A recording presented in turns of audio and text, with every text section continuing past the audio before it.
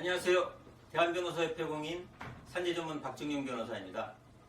오랫동안 산재전문 변호사로 활동을 하면서 수많은 산재 사건을 다루었는데요. 그 중에서 재해 근로자분들이나 사업주분들에게 도움이 될 만한 사례들을 선별해서 박변의 산재 이야기라는 카테고리로 동영상을 제작하고 있습니다. 오늘은 그 6번째 시간으로 산재보험에 가입되어 있지 않은 근로자도 산재 신청을 할 수 있을까요? 라는 주제로 이야기를 해볼까 합니다.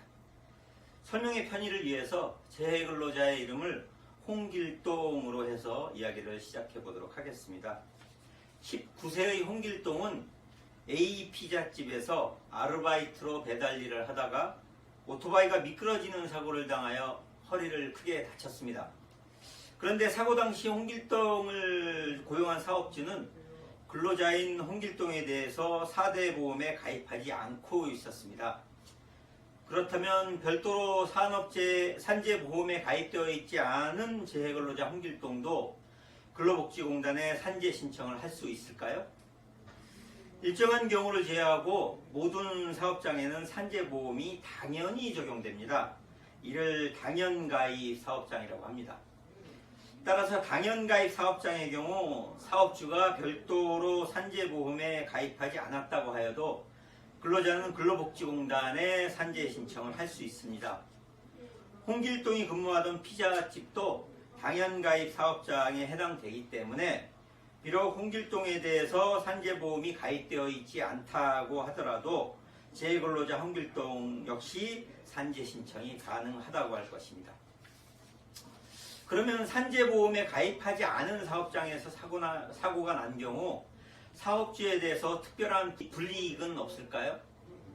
근로복지공단에서는 당연가입 사업장으로서 산재보험 가입 신고를 하지 않은 상태에서 사고가 발생한 경우 그 사업주에 대해서 재해로 인하여 지급된 보험급여액의 50%에 해당하는 금액을 징수하게 됩니다.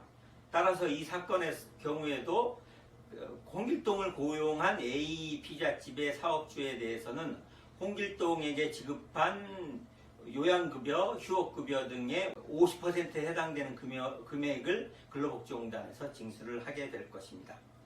그렇다면 사업주는 산재 신청을 해주지 않으려고 할 텐데 어떻게 하면 될까요?